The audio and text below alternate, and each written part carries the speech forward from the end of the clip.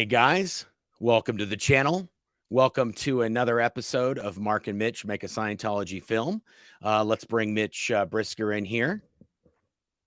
There we go. Hey guys, good to be back. Nice to see you, Mark. Yeah, nice to see you too. We got a lot of people in here today. Yeah, it's fantastic. Well, it's Sunday, and we promise we're going to make it worth your while. This is really an amazing film. Our experience producing it was amazing, but it has relevancy to Scientology indoctrination beyond anything you could possibly imagine. Yeah, it's this is sort of one of these films that in Scientology, this may have been at the time the best produced film, the most heavily produced film. For sure. That had been made, and sure. Just everything that went into this film was amazing. Oh yeah, yeah. And there's an interesting story we'll be sharing later. We had one of the, I believe the last name was Westmore. It's a makeup dynasty in Hollywood. This is 3 generations of a makeup dynasty, and we brought in at that point the patriarch of that family, a very famous makeup artist, and we're going to be talking about that because that's a very interesting story. Yeah, this is the guy, by the way. I just remembered this. Okay, what's his name? Henry Hill, who in Goodfellas, the real guy, Henry Hill, who was, went into the witness protection program. Our makeup artist on this film was the makeup artist who had security clearance. He'd done every president up to Bill Clinton. And he was the one who disguised Henry Hill when the witness protection program needed to move him around. So we tended to work with some people who had interesting stories, and this was another one. That's right. I forgot all about that. I just remember that. I know. We didn't even put that in our notes because I didn't even remember that at all. Yeah, the guy told me Henry Hill showed up at his house one night in Burbank, and he's like, "What the hell are you doing here?" He just came by to hang out. So nice. Yeah. Anyway, let's continue on. Sorry about that distraction. No, it's all good. So the film we're going to talk about today was called Confessional TRs. Right. And that is the number of the film, which internally we would always just use the numbers. We would never say confessional TRs. This one was TR 14. So it was a training film that had to do with training routines. And this one specifically concentrates on confessional training routines. Now, I was going to bring up a grade chart to show you where it is, but every copy I could find was very low resolution. We wouldn't have been able to read it anyway by the time we zoomed in. But in Scientology, they have what's called the bridge to total freedom. And on one side of the bridge is counseling, or what they call processing or auditing, Scientology auditing. And on the other side is the training that you do to be able to deliver the counseling. And this technique, or the training that you're going to be on when you see this film, it's grade number 2. Right? It's grade 2, right? Yeah, grade 2. So yeah, there's basically your journey up the bridge to total freedom, which is a very expensive step-by-step procedure, series of levels whereby you trade in your actual identity for a fake narrative. And so by the time you get to the top of it, you've lost your complete identity and you're basically a drone of Scientology. So, but it starts with grade 0, which has to do with communication. Then the next one's grade 1. It has to do with what they call problems, your problems in life. And then grade 2, I call it the Shakespearean level because it has to do with the slings and arrows of life's misfortune. Because in Scientology, it is thought that the reason you're suffering is because of the things you've done. And what you need to go in and have a confessional, and you need to disclose everything you've ever done, all the way back to lifetimes, going back for trillions of years. And in an auditing confessional, at the end of it, you'll be told, anything you've honestly disclosed, you are forgiven for. But the forgiveness is only done as part of this grade 2 moving up the bridge towards clear. And it's very rare that anything is forgiven in Scientology. Yeah, exactly. Forgiven for now, if it is forgiven. Yeah, till next Thursday. Or until you're in the wrong according to us, and then we're going to light you. Yeah. Or as Greg Wilhare once said to me, you're only as good as your last effect, meaning Anyway, Wow. yeah, That's very telling there. yeah, it really is. This film was shot, was shot on location, and it was shot in the studio. I know the film, well, let's say what I'll give you the synopsis, and then I'll kind of fill in the blanks on where we shot Sure. what. Go ahead. Basically, this guy commits a bunch of crimes, and he has disappeared to some extent.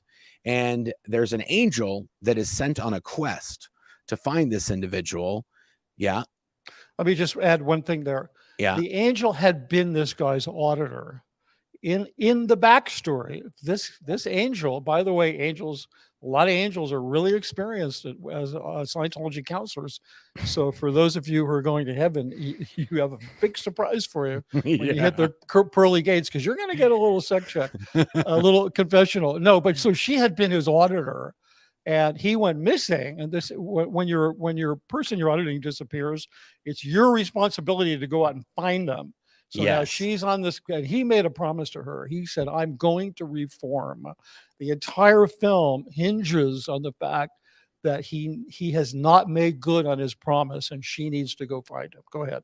Yeah. So she starts looking around for him, and she finds out that he has been sent to hell. And so she travels to hell, and she meets the devil when she gets to hell, the angel does.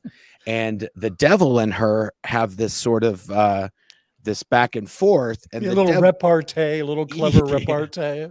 Yes, that's exactly what I was going to say, but I didn't want to sound too frou-frou. Anyway. Oh, that's my job, Mark. I'll do that. But so they talk, and the devil says, if you can get him to reform, then he can leave with you. But that's never happened before, and I don't think it's going to happen today. And so then she ends up finding him. She gives him a security check in hell. They set up an auditing room, and I remembered that this is where we did that outtakes thing that we got in trouble for. It was when it was in hell that we did the outtakes. Anyway, of course. But so he confesses to a bunch of stuff, and then he ultimately ends up confessing to unaliving somebody. And that when he does that, he has a great emotional discharge. And then it's like, okay, you're good to go. You've been reformed. Right. And you can leave. And the devil and the angel, the angel and the guy walk up to the devil, and the devil's like, okay, you did it. And then they walk out of hell. Right. And then I think it's the end. Isn't the end shot like in this? Well, I think we should hold off on the end. Okay, good. Let's just hold off on it, because we need to have a larger discussion. Yes. About the, excuse me for sounding frou-frou, but the philosophical underpinnings of this film. So, yeah, let me just start here. Okay, so there is this idea, there is absolutely a policy in Scientology that Scientologists are forbidden from reporting their fellow Scientologists for having committed crimes. We know this. Your wife, the lovely Claire Headley, testified as an expert witness to the fact that it exists. If anybody's unfamiliar with this, there's a book right here. You could probably get it on Amazon. It's called An Introduction to Scientology Ethics. And on page 312 of this book, it very clearly states reporting or threatening to report Scientology or Scientologists to civil authorities in an effort to suppress Scientology or Scientologists from practicing or receiving standard Scientology. Now, so nobody can dispute that such a policy exists. I just want to point out, because there has been a failure to do so far, it doesn't just say reporting, it says threatening to report. So if you're the victim of a crime in Scientology and you go to the ethics department and you so much as hint at, if you don't do something about this, I'm going to the police, bingo, that's exactly the same crime in their eyes as if you had gone to the police. So the pressure to not report is incredibly high. But the reason that I'm bringing this into the conversation is because there are philosophical underpinnings. There is an actual indoctrination, actual brainwashing that goes into bringing a person to the point where they believe that they must not report, not because there's a rule and you're going to get in trouble any more than I don't go out murdering people because it's against the law. I don't go out murdering people because I have principles against murder. It's the same in Scientology. They have principles that forbid them from reporting sure, there's a policy against it, and everybody thinks that that policy exists because they don't want their dirty laundry out in public, which they don't. And Yeah. it's one of the reasons why they so vehemently protect themselves is they don't want the dirty laundry out there. But the reason that they believe that this is the right thing to do is revealed in this film. We're going to unpack it at the end, and so you should make sure you stick around for that, because it has not been part of this conversation, and it will as of today. Yeah, and I do want to say that there are multiple films where this same message is driven home. Yeah. So this is not the only one. This might be the first one that we're covering, but we're going to cover, at least that I know of, 2 or 3 other films where this exact same message, somebody did something, and the sec checker, or the person that's the Scientology counselor, is the one who saves the day by getting the person to admit to it. The people that are wronged or whatever happened, and the local authorities, none of them have any part of this equation. It's really just the person who committed the crime that is reformed, and to the most extent just by admitting that they did the crime. There's no, or maybe there's, if they show remorse, but really admitting to it is the key in Scientology. And then we'll move on from there. We're not going to go to the authorities. You're not going to go to jail. We're not going to have you talk to somebody or do something with that person. It's mostly just you and Scientology is what fixes this. Right. And there is one of these films is such an unbelievable parallel. It is so responsible for this indoctrination, which grooms Scientology auditors to believe that they are above the law and the reasons why. But it also contains within it the promise that the victims can be helped too. Yeah. And we're going to get into that. So, but for right now, we're going to talk about this film because it was really a gas to make it. So no pun intended. Yeah, exactly. There was a lot of fire in this film. Yeah, it was. It was a really heated experience, was it not? Yeah. I mean, we were flaming to get to work every day. Very, very hot set. Okay. So we're using a lot of inside lingo here, but we're doing all the cine dad jokes today. Yes. So the cast of this film was the main character was played by a gentleman named Doug Rouillet. Is that how you say his name? Yeah, Rouillet. He was the pre-clear. He was the guy in hell who'd broken the promise to the auditor that he was gonna reform. He was, but he wasn't the star of the film. It was the auditor was the star of the film. Well, I guess, maybe. I guess that's how you look at it. But. Yeah, you're right. So Katie Mitchell, who we mentioned in another one of these videos, she was the actress that played the angel, and the only other 2 cast members I could really remember, there were some kind of hell dwellers, just some background. Yeah, they're just creatures. Background. They're just extras. Yeah, they're extras there. But Jeffrey Lewis played a farmer that the angel encounters on her quest to find our main character, and he essentially says, if you're looking for this dude and he did this stuff, he probably ended up in hell. That's probably where it went. I can give you a line reading on that if you want. Oh, really? Oh, yeah, because I remember it exactly.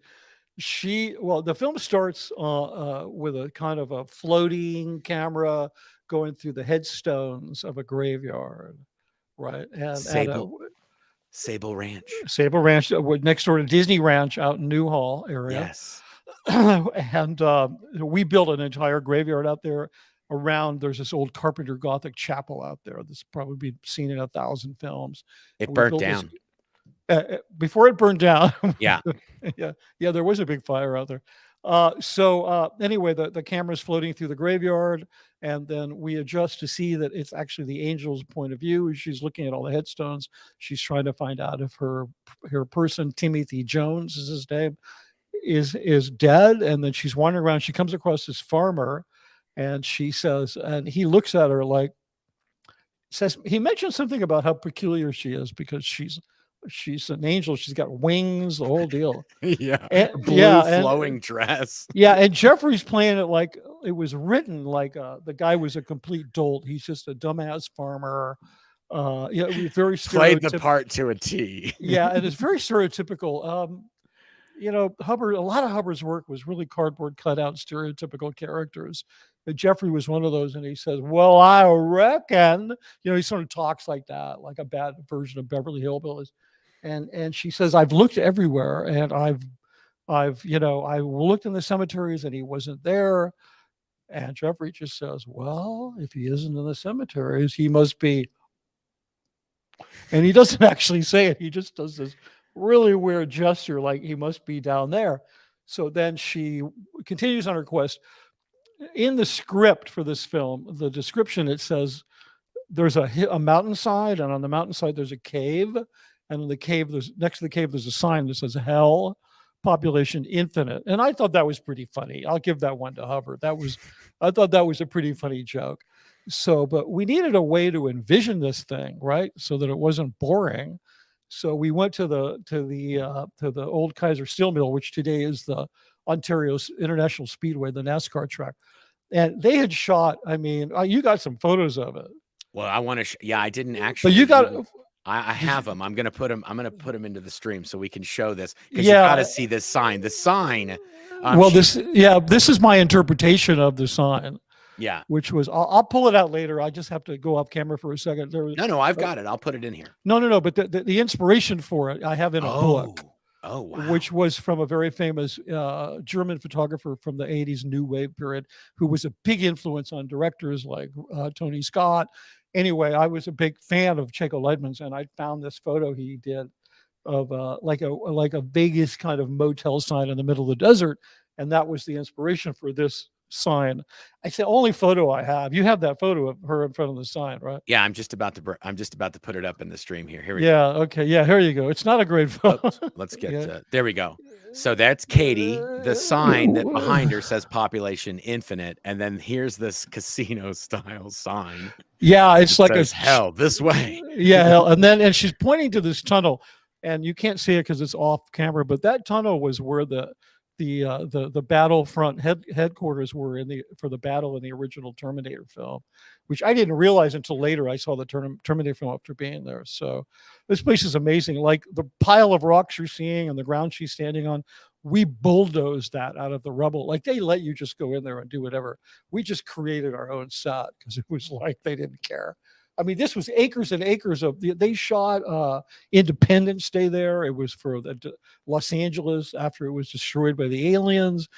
This was acres and acres and acres of absolute destruction and rubble, like halfway between the Gold International Base and Los Angeles out in Ontario. So, but there's the lovely Katie Mitchell, and there's her. This is an incredibly intricate costume. If you could see this, there's just like hand stitching, and and these wings are also mechanical. Yeah. I was going to say the wings were mechanical. So while she was doing stuff, every once in a while they'd just be open. Oh, they would move. Oh, yeah. She would stuff while she was doing her lines. There was another person working her wings. Yeah, like if the person she was auditing said something and it pissed her off, her wings would kind of go, ah. Yeah, we go.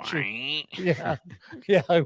It was pretty crazy. Okay, but then we should also mention the devil also had a full prosthetic makeup. Oh yeah, he was the classic Catholic construct Bible, horns, tail, cloven foot, feet, the whole deal. We had this guy in a costume. It must have taken him 4 hours to get into the fucking thing. Into the thing. And we had a puppeteer, a highly skilled Hollywood puppeteer, up in the scaffolds doing the puppeteering the tail. So it was, and it was complicated. The guy walked around and there were all these moves, the tail kind of, and it would come up behind him and do these funny things and stroke his face. And, it was a lot of personality in this thing. I seem to remember, like, he literally kind of scratched behind the ear, stuff like that. Scratch his beard with his tail. Like, like when he was thinking, the tail would kind of go on it like this, like you do with your. Yeah, it was really cool. There's about 20 people that have seen the film. So, it a lot of people worth it. Yeah, a lot of people have seen the film, but when we made it, of course, we thought the whole world was going to see it. But do we want to? Then we woke up. Yeah. Okay. Yeah. Here, let me get that out and go back to our little set here. There I wish we had actual shots from the. Yeah. From the film. But I'm also gonna load up those other things that you sent me as the well. ones of the steel mill. Yeah, I just thought that the folks might like to get an idea of what we're talking about. Oh yeah, I've got the steel mill. You got too. the steel mill ones. There's there's actually one I found online of near where we were shooting, which was where they shot a bunch of stuff for Independence Day. Yeah, I'll put those up. You can keep talking, and I'll get. Yeah. Those Okay. So here's the thing. As we mentioned, there's an angel with wings and there's a devil with a tail, and the thing very much parallels what we would consider, what I would call the kind of Christian, the Catholic construct of heaven and hell, where there's angels with wings and a devil with a tail and horns and cloven hoofs and all that kind of stuff. But when I read that in the script, I was not really keen on wanting to do it that way. I wanted to do an updated version of it. Like I had recently seen an Alan Parker film with Robert De Niro called Angel Heart, which I highly recommend. And while we're on the subject, we're going to be doing some film recommendations regarding films that were inspirational or that I was inspired by or looked at in terms of the films we made at Gold. So last week we had a guy named Joe. I got some very positive response from people who were familiar with the film and really liked it. So that's film recommendation number one, a guy named Joe. Fantastic film, highly recommend it. So now I had just recently seen this film, Angel Heart, with Robert De Niro and Lisa Bonet, and I don't remember, I think Mickey Rourke was in it. Mickey Rourke, yeah, I was just going to say Mickey Rourke. I remember that. Yeah, and this was definitely at the height of Mickey Rourke's career, and this definitely was the film that launched Lisa Bonet.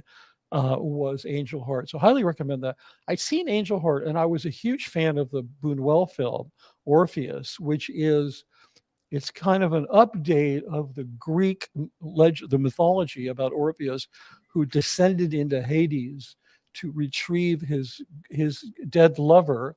And the gods allowed him to bring her back to Earth with the caveat that he could never gaze upon her again. Some of you may be familiar with the story, but there's a film from the late 40s, early 50s. Louis Buñuel made a version of it called Orpheus, and it's one of my favorite films. Highly recommended if you haven't seen it.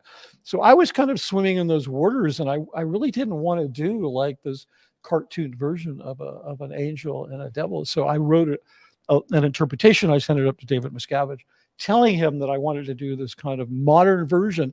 And we've seen other ones. What was the one? Keanu Reeves did a modern one with Al Pacino. What the hell was that one called? There's been another number of these modern re-envisionings of devils and angels in heaven and hell. And I was very much wanting to interpret this film that way. And I had the leeway to do that. Miscavige came down to see me because he didn't like that idea. And he didn't want to write me back because he knew that there's like a liability that I might get in trouble. He didn't want me in trouble for suggesting that idea. He just didn't want me to do it. So I'll never forget, he came down to see me and he said, look, there's a reason why LRH, as we always call him, described it that way. And that's because he's purposely going after this Catholic idea of heaven and hell. He wants to make fun of it. So if you need any more evidence that Hubbard was disrespectful of people's religions, that's one of them. He wrote in his Common Sense Guide to Better Living, The Way to Happiness, he wrote, you have to respect the religions of other people. But that wasn't necessarily the operating basis. It was more do as I say, not as I do. Yeah, exactly. And when convenient. We now add those to the film recommendations, Orpheus and Angel Heart. So where are we now? So now we have Katie and and they're in hell. Yeah. And then we have, as I guess let's talk about how the film progresses and how it ends. So he goes in there, and the first thing he does is he complains a lot. He says, "Oh, remember they made me do an awful lot of marching. That might be another one, Mark. Yeah, they made me do an awful lot of marching. Yeah, this became this thing." And we're talking about Timothy, the guy who's committed all these things and is in hell. They actually, this is a good point too. When you're doing a security check on somebody, these are all the things they're going to do. These are all the telling things you to watch out for this stuff. They're going to spit out all these things that you don't care about any of that. You just want to get to what they did, but they're going to complain about other people.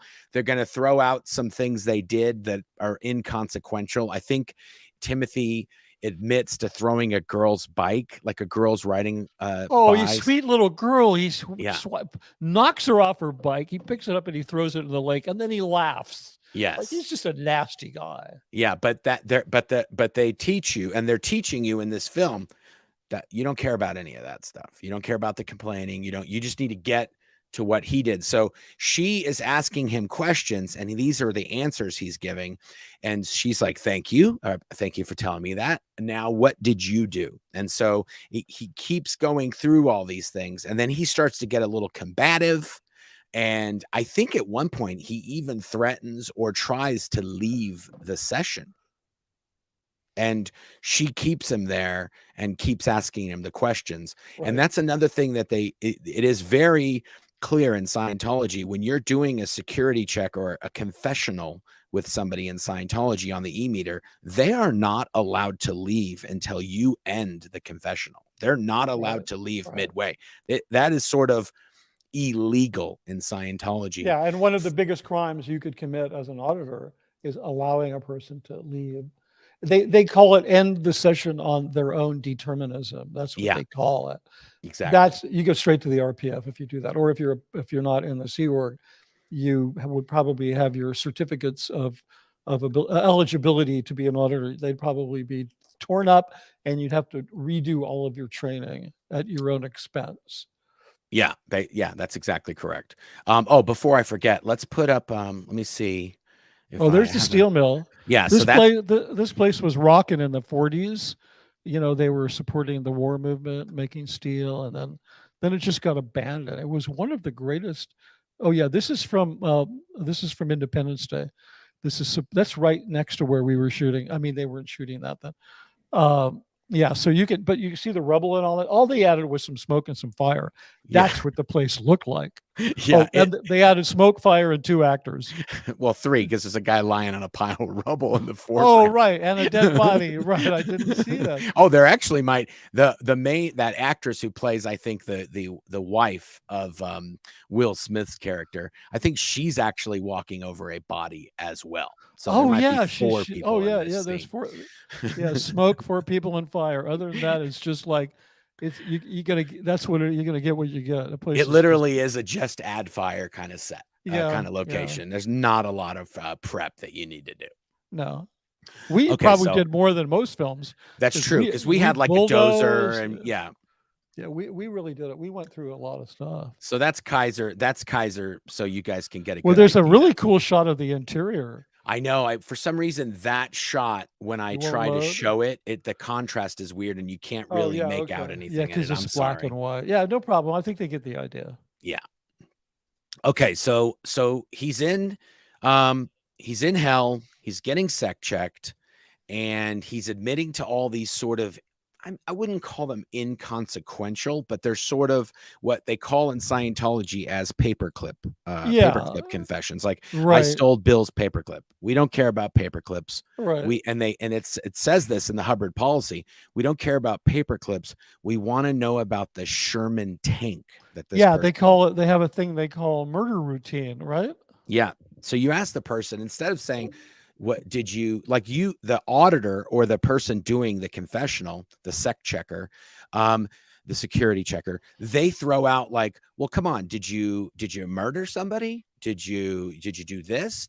They throw out these things that are way bigger than what the person might confess to, so that they don't think that what they're going to have to confess to is that big. Because it's, oh my God, I didn't unalive somebody. I did this. And so it's a way of making maybe what they think is really bad not so bad, so that they'll tell you what they did. Right. Yeah. They'll ask you, did you, kidnap a bus of orphans and drive it off a bridge and addict them to heroin? And you go, no, I stole a paperclip. Right. Yeah. It's a very insidious type of manipulative interrogation technique, which is used in many levels in Scientology. Yeah. And so then essentially it's kind of dragging at this point. He's saying all this stuff, but he's not getting to the thing that she needs him to get to in order to break him out of hell. So Right. unless she can get him to do that, he's going to have to stay there. And I think he's already kind of gotten used to the fact that he is going to stay there. Yeah, I think he's pretty resigned. I mean, he's very much sort of in an apathetic state. And I just remember the question that she asked him, it's not a standard question in Scientology. It's what you would call a tailored question. Because remember, the situation was he had broken a promise for her to reform. So what she's asking him over and over and over and over, unvaryingly is there something about that promise that you're not telling me? Yes. So you're going to hear this 500 times during the film. He's going to keep being asked this. Yeah, that's right. Is there something about this promise that you're not telling me? Yeah. And Yeah. the terminology in Scientology is that this is referred to as a tailor-made sec check. So in Right. Scientology, One they question. study your file and all the things that you have done, and then they sort of script the questions for your security check based on your files and based on what they know you've done, whether or not you've admitted to any of those things or not, through their reports and through their spies or other people writing reports on you. They have a lot of information on you, and so they develop a script for the sec checker to ask, and then those are the questions. So she knows that he's done a bunch of stuff, and she's asking him specific questions to get to the bottom of what her and him are involved in, and that's why it's custom, and it's not just a pat Scientology question that you'd see in an L. Ron Hubbard writing. Right. And we also executed some pretty sophisticated special effects in that film.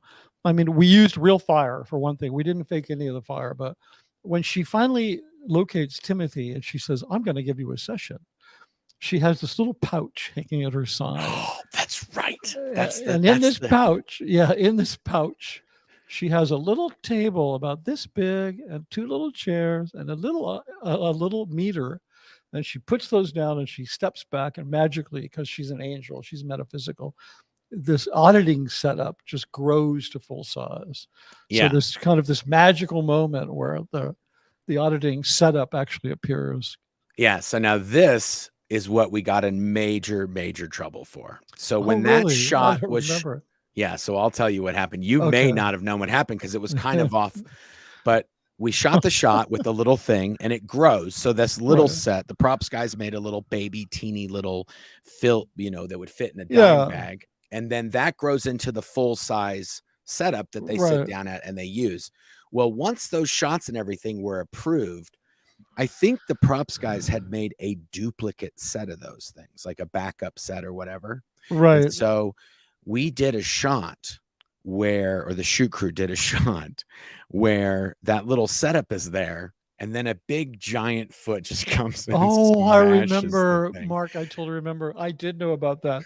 It was so funny. It was just like, it's like, here, let me set up the session. Yeah, it was 100% inspired by Mr. Bill. And so this big shoe comes in and just goes and smashes the whole auditing session setup. And I don't know how. I can't remember how Dave Miscavige found out. I think it was either there was a shot and then somebody was going through the footage and they saw it. And somehow he saw this foot smash it on a video screen or somewhere in editing or something. Or Brooke, who was the projectionist at the time. Brooke, her name was Brooke. I won't mention her last name, but her first name was Brooke. And she was, let's just say, Brooke. Yeah, she was a rule follower to the end, to the very end. Yeah. And I think she may have seen it and she wrote a report, and then David Miscavige saw the report. I want to say that's how it went down. But either way, Dave Miscavige found out about it. And even though, and luckily the film and all the shots and everything were going pretty well, and the film was getting done. Oh yeah, it was looking great. But it was enough of a slap like, hey, just because you guys are doing great doesn't mean you can get up to nonsense. Let's not ever do that again. And I think there was some people had to pay. We had to pay for the film, and it was like one of Yeah. those things where you got to Yeah. make up the You damage. were never doing so well that you were beyond trouble. Yeah. There There was was, no get out of jail yeah. free card for anything. Yeah, I mean, the penalty might be less, but it's never You're going to be still, non-existent. yeah, you're still going So to I get think lit up. one of the biggest problems we had shooting that film was Katie Mitchell's makeup. She's just a lovely blonde with just flax and golden hair. And she's just perfect typecast as an angel. Um, she had a very kind of sexy, husky voice, and we used to use her for voiceovers. And I couldn't say enough good things about Katie Mitchell. I hope she's doing okay. She's a very talented actress, but her makeup was, because of the heat, the girls, and the sweat. The girls were constantly having to redo her makeup, and we weren't able to get any shots done. I don't know if you remember this, Mark, but we had shots rejected after rejected after rejected because her makeup looked so bad. Yeah. That's why we brought in, what's his name, Westmore. I can't think of his first name. And this guy is he's like a makeup Gestapo. I mean, this guy, he'd won Oscars. His family was literally thought of as a makeup dynasty, and he's a great guy. And I just to give you an idea, I was talking to him one day, and he was mentioning that one of his kids was a makeup artist in Hollywood. He also mentioned that he had 3 kids. And I asked him, I said, what about your other 2 kids?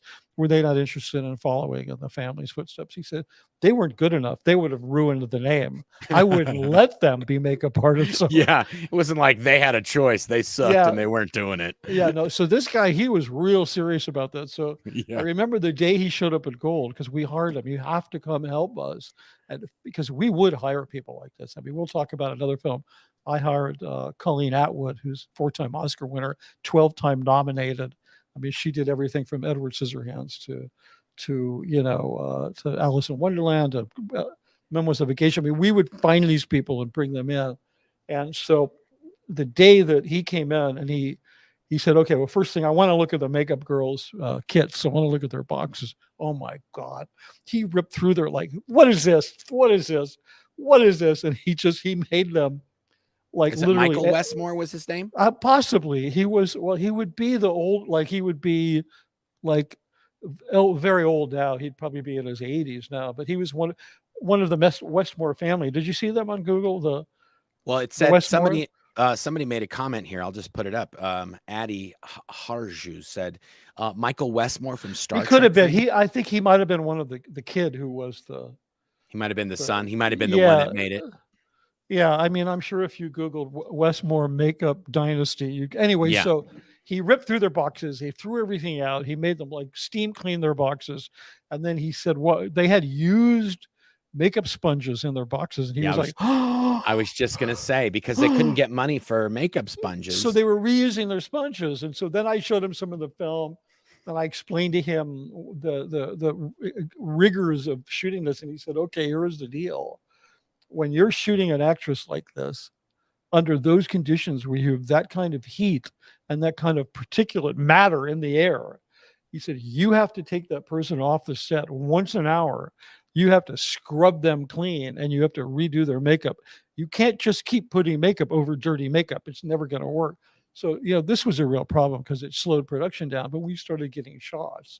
So then he stayed with us for the rest of the film and helped with the makeup. It was great. We were shooting out at Valencia Studios. Well, that's what I was going to say. It was right next to Sable Ranch, that same area. Yeah, it was. So because we didn't have a big studio. Yeah, I forget what it was called. It's called Valencia Studios. Yeah, they were shooting. It's kind of one of these ancillary studios where Hollywood films get made, the small private shooting stages. They were shooting Stargate. Remember when we were shooting? With, was it SG-1 or was it just Stargate? No, it was the first. Well, they called it SG-1 after the second one came out. But yes, it was just called Stargate. That's right, Stargate. With what was that guy's name? Is it the same guy who was MacGyver, right? Yeah, it was a Roland Emmerich film. But they were on there was a huge apron, a loading apron outside the studios. There's a long row of sound stages. At the end of the apron, they had a pretty large, 20-foot tall pyramid that they were blowing up. So it was very interesting to watch it. We were inside, setting people on fire, and Yeah. then they were outside blowing up pyramids. It I was want to pretty say there's crazy. no shot in this film. I mean, once you get into hell, I mean, all the other shots are No. sort of, but there's no shots in hell that don't have at least, I want to say 2 or 3 flames, Oh fire yeah. sources in the Yeah. shot. And there Once might have you been other ones there that we would save. We wouldn't have things burning that we didn't see. But if there were prop or fire elements in there, they were lit for those shots. And if we moved to a different angle, or if we did a 2-shot, then there'd yeah. be more, and so on. But there was always some sort of flame burning in any of Yeah, those and we shots. had gas even during the auditing session. We had gas flame bars that we were just using for the light as a light source because they have this wonderful warm flickering. And I was being a real stickler for no, we're not going to put orange shells in front of a light and wiggle them around. We're going to get A flame bars. little So it was, with a little yeah, flag that has yeah, little tassels yeah, on it. yeah. Like this ain't Pirates of the Caribbean, okay? Yeah. This is like hell. This is the real deal. So anyway, yeah. So we got that done, but yeah, the flame was a real problem. It's very challenging. We had one thing disaster that almost happened was, it was very hot in the studio. It was over 100 degrees, and up in the scaffolding, what they call the greens, it was at least 120 up there. And we had our puppeteer up there lying down on boards, and and at one point the tail just stopped functioning, and we ran up there, and the guy had actually passed out from the heat. And fortunately, we were able to secure him before he rolled off the scaffolding, because that would have not been a pretty sight at all. So we Yeah. we did have a few exciting things. And then one day, Katie, who was from Louisiana, her uncle owns a crawfish farm, and she had her uncle set us up enough crawfish for the entire crew, and we had a boil. We had a real Louisiana crawfish boil. Do you remember Wow. that when we did that out on the parking lot? I It don't was remember that. Oh yeah, maybe you missed that day, but it was pretty cool. That was a very memorable film for a lot of reasons. Yeah, So I got to put this yeah, up. go This ahead. is a Yeah, great go comment. ahead. It says auditing sec check sounds like an interrogation from hell. That's so Yeah, sadistic. yeah. Yeah, that's exactly what it is. Yeah, it's actually, I mean, I think that I'm so numb to the whole thing, Mark, but it never occurred to me that, that film was about the hell of getting a sec check. So, Yeah, and that might also be a cautionary tale to Scientologists. If you yeah. don't want to end up in hell, don't do something that will result in you having to get a sec Yeah, check. exactly. Like on some subtle level of indoctrination. Because boy, Hubbard was a master. And as much as I, talk about his writings were two-dimensional and the characters were cut out and dialogue was stilted and all this stuff, he was a master of symbolically being able to like impregnate a script with these messages that if you when you believe in something and you believe like, oh, Scientology is good, it literally opens up your the equivalent of your sense channels, but in your consciousness, that lets this stuff in. And Yeah. he was a genius. Because you're right, that might have been another one. Like, I look really what do happened. think it was Yeah, because look what happened to Timothy. yeah, Yeah, exactly. That's what I'm saying. It's like, yeah, yeah, it is hell. That's sec checking. And when you do stuff, you will feel like you're in hell. yeah, Um, yeah. I'm just pulling So up my notes to see if now we remember. So in terms of this, the different, they're all very significant. It begins with him complaining, because you're going to be taught to disregard their complaining, and yeah. he goes through this whole thing about they made me do an awful lot of marching, and I'm so tired, and I don't want to do this.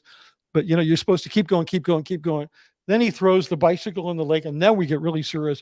He goes backtrack, right? He goes into some past life space opera scene That's where right. he like shoots a girl. I remember who it was. Do you remember? I remember her name. The Do you remember actress's who? name? Yeah, no, she was a staff member who he blew up. He shot some kind of torpedo at her and it Yeah. blew up. I don't Yeah, remember who we used for that. Claudia. Oh, Olander. Yeah, yeah. Remember, Yes, she that's was. right. Yeah, But she yeah. was like another space person too. She was on a pediment. She was on like the fortress. She was guarding the Yes, space castle, that's and she was right. carrying a gun. And then you see, the pre-clear is talking, so you see it from his point of view, because Yes. a person doesn't see themselves in their own incident. They Yeah. see it from their point of view. So we always had to be very careful that we shot it. So then you see the rifle come in, and Yes, then that's we had the special effect rigged by a pyro guy, and this really nasty particle shot out and like exploded like a real pyro effect, yeah. hit the side of the thing, and just really messed her up. I mean, she was wearing her guts. but Yeah. but If anybody who's watching this has read my book, Claudia Olander is in my book. She was the person who helped me get from Los Angeles to the international headquarters when I had to go through the security checks and all the qualifications oh to get up. She's the one who sort of oversaw that. So, little fun trivia fact yeah, yeah, crossing yeah. again.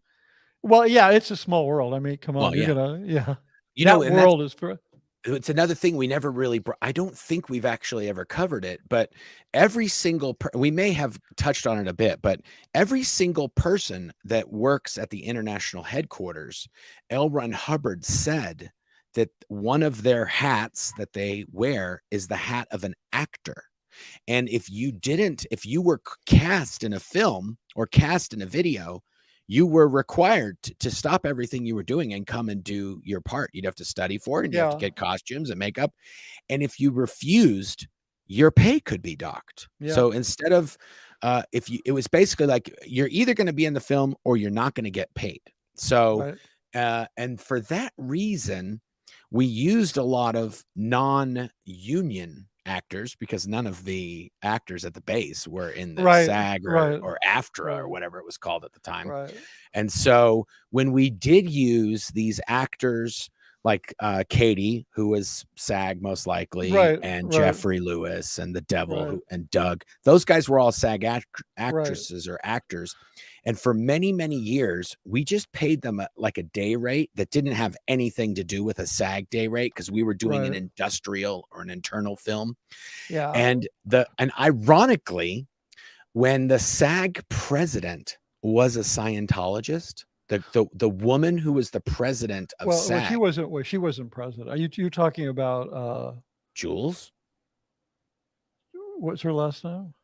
it was Tate, wasn't it Tate's wife? Yeah, not Jules. Her name was. I'll think of it. No, she Whoever it was. was, she had some She executive was an role. exec. Yeah, she was. She was in charge of the indie program at Okay. SAG. So she was the one who Her name lit it. was her name was Shauna Oh, Brakefield. Shauna. And Yes. Shauna Brakefield is no longer a Scientologist, and she gave expert testimony in support of Paul Haggis at his trial. Wow. Yeah, that's right. I Because remember all this. they had gone to Shauna Brakefield. Tommy That's right. Davis went to Shauna Brakefield and said, "I want you to go into the SAG files and find any complaints about Paul Haggis because we're going to we're going to nail him." And she said, "I'm not going to do that because it's illegal." Blah blah blah. So, Yeah. but anyway, while Shauna, because she was a good friend of mine, while Shauna was the SAG, and I was involved in the negotiations on that deal, but Yeah. when she was the SAG executive in charge of their indie program, Gold reached out to her and said, "We want a waiver because we want to be able to use, when we need to use SAG actors, we want to be able to use Gold staff members as extras without having them join SAG." Yeah. And then SAG said, "Sure, we'll give you that waiver." The reason is the staff at Gold, they weren't taking jobs away from Hollywood. Nobody else was ever going to get those parts. Yeah. So But in order to get that waiver, we had to start paying SAG rates.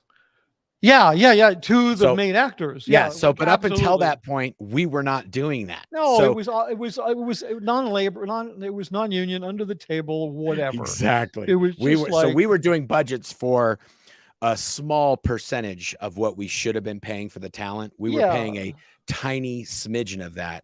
And when this deal got brokered, we had to then pay more for the main actors to then use Right. our own staff as Right. extras. And it was sort of a Right. wash in the end because it's like, we're not saving anything anymore because Well, now we're but having to pay so much more. yeah, but the one thing you have to take into granted, you're 100% right on all of that. The one thing you have to take into consideration is that why would you hire SAG actors at all? There's plenty of non-union actors out there. The reason you hire SAG actors is most of your good actors are SAG. Yeah. So Yeah, I no, mean, it wasn't.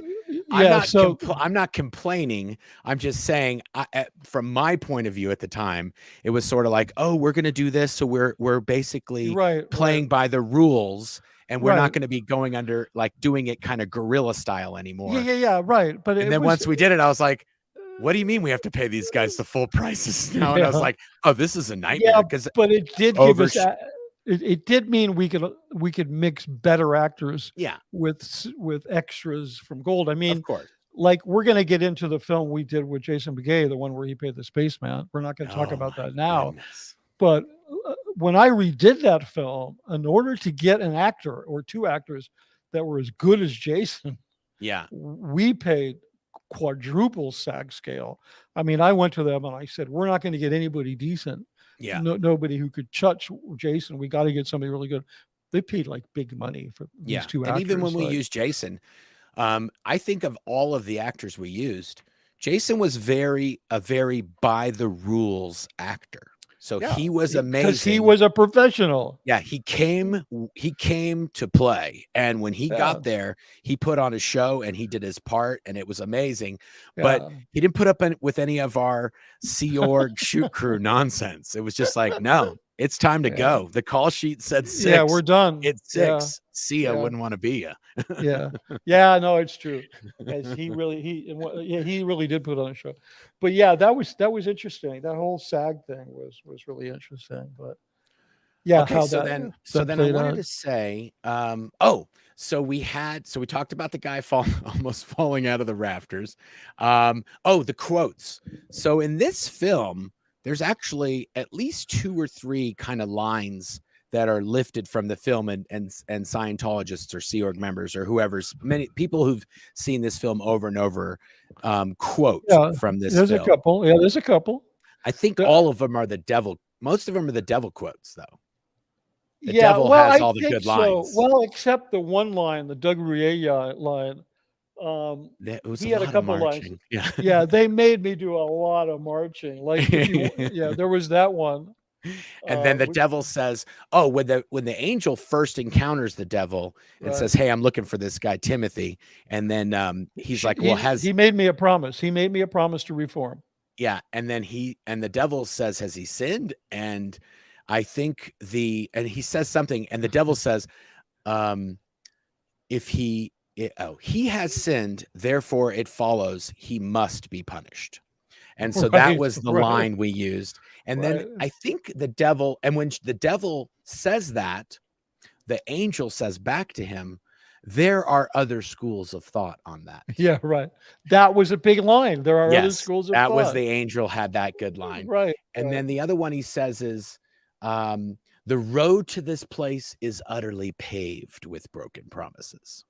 And that was kind of a amalgamation of another famous line. Right. It was a bit of a bastard. The original bastardization. The original quote that he stole and altered was, "The road to hell is paved with good intentions." Yes. That's the original quote, and Hubbard just took it and said, "Well, I'll just kind of change it around a little bit." So he liked to do that. Yeah. He liked to quote, things like, "Don't ask for whom the bell tolls." The famous John Milton. No man is an island, that whole thing. He liked to take that shit. He'd never give anybody credit for any of it. He'd never say, well, as John Milton said in his famous poem, Paradise Lost or whatever it was. I forget the name of the poem. Now I'm going to get killed by our English literature viewers. But it was Milton, and it was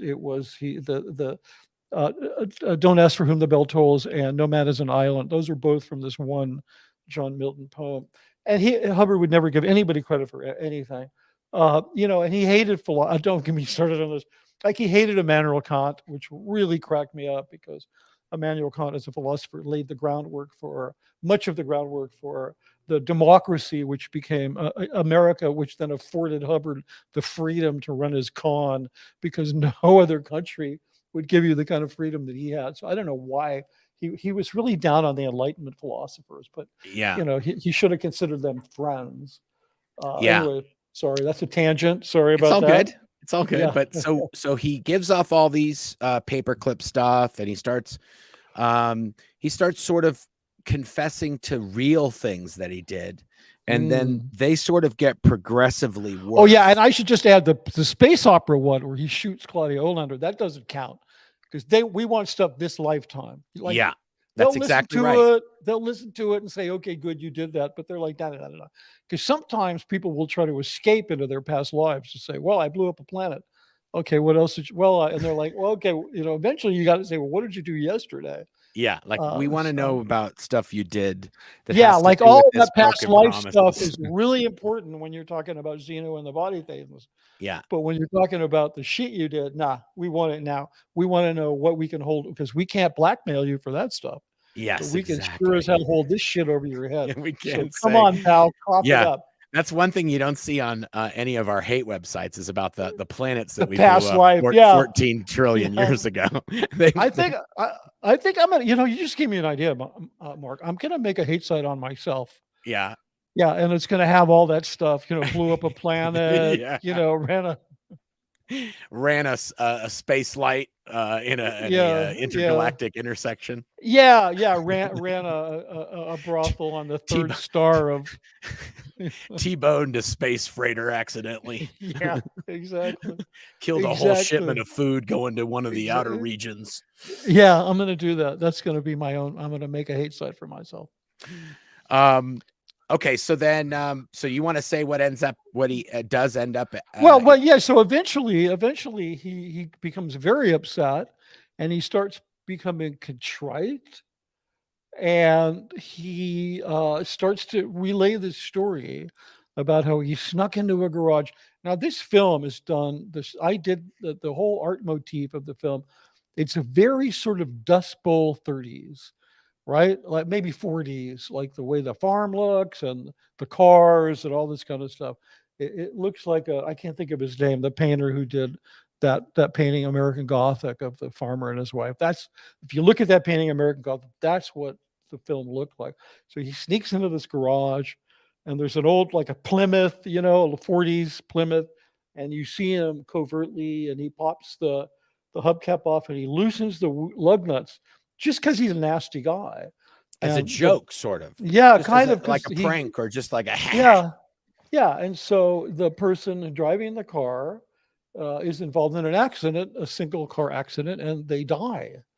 And then he reveals, and we see his point of view because he's there after the accident to sort of take in, his destruction. And they pull the sheet off the person, and it's his sister.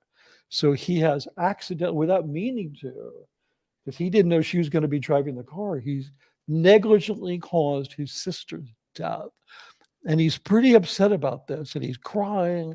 And then all of a sudden, there's this little reaction cut to the meter, big dramatic moment. And there's this reaction on the meter, and there's this reaction on his face. And he's having what we call in Scientology a cognition. Like it's like in regular words, it'd just be a realization. Yeah, a realization, right? He's having this realization, and this, of course, would signify the end of the process.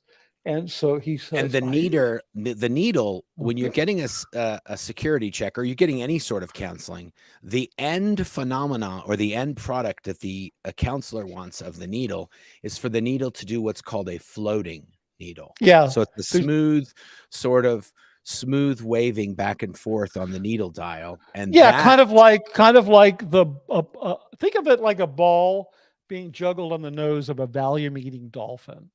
Okay, it would just kind of go like this, right? What? Yeah, that was a quote. That was a quote from my favorite author, Tom Robbins. But anyway, he was describing sissy's breasts in Even Cowgirls Get the Blues. He described them as moving like balls being balanced on the noses of Valium-eating dolphins. Hey, I never forget the line. We could use that quote. It's credited to Tom Robbins from the book Even Cowgirls Get the Blues. Yes. But sorry, but anyway, I'm So trying to throw references in here. It's a sweet. Hey, for the film buffs, they're loving all this. They're loving all this. Yeah. So that signifies to any Scientologist or any person watching the film, they know, okay, this is it. This is the end. This is the end. He's at the end of the journey. Yes. There's three things that you're expected to notice at the end of any auditing process, especially a sec check. They're called, you get a floating needle and you get a realization. Oh, I just realized, floating needle. And then you get what are called VGIs, which are very good indicators. And this would be from the person that you're counseling. They've lightened up. Maybe they're chuckling. They seem relieved. So you have to have these VGIs, very good indicators, which is a Scientology slang. Like, oh, dude, I was so VGIs. Yeah, but that also is there's a whole film about that. Yeah, we did a film called PC Indicators. PC Indicators. That's EM10. Is it EM10? Yeah, EM10. Very good. But Mark, that's going to be hard. We're going to really have to stretch to do that one because it's a short film and it's incredibly boring. And there's there's only 2 actors in that film, I think, right? No, yeah, Tate and Denise Duff. Or Kelly. Wasn't Kelly Daniels in one of those? No. It was. We never redid it. They are redoing it. They may have already redone it. Oh, you're right. I'm thinking of another film that had Kelly Daniels in it. She's in a bunch of films. Yeah, you know what? I'm gonna challenge you on that. Okay. I think we did do a version with Kelly Daniels. And who else? And still Tate or somebody else? Maybe. I don't know. I'll have to think about that. I'll have to. Anybody who knows the films who studied these, please put in the comments if I'm thinking of the wrong film or if I'm thinking of the right film. And I should mention Kelly Daniels. We did use Kelly Daniels in a lot of different films. She's a very gifted actress. You guys have all seen her on TV commercials and various different things. If you've watched TV in the last 10 years, you've seen Kelly probably 150 times. Tide, she's really, Toyota, you name it, she's done it. Yeah, really cool. Really, she's done a lot of really cool commercials. And now her daughter is doing stuff for Apple and like all kinds of stuff. She has a beautiful family. She's a wonderful person. We were very close friends. I have a very short list of people that I really, really dearly miss having had to leave Scientology. And Kelly Daniels is definitely one of them. Yeah. So Kelly, if you're out there somehow listening to this, I know you hate me, but someday you'll understand. Yeah. Anyway, same with Denise. We mentioned Denise Duff. Same thing. We've got a lot of stuff with Denise too. And Erica is the other one. Erica Howard. Yes, Erica Howard. Erica, who I got into Scientology. Yes, but we did a bunch of films with her. Yeah, it is a bummer because she's such a sweet gal. She was tapped as one of the Tom Cruise potential. I heard about that. Yeah. Yeah, because some anonymous person, I mean, capital anonymous, put it in her IMDb page, and that which is really a shitty thing to do to somebody. No, because she was innocent. I mean, I know. She had nothing to do with it. She just happened to be there. Yeah. Yeah. So she never knew this, but I called Tommy Davis and I got him to take it out of there. So, wow. Yeah.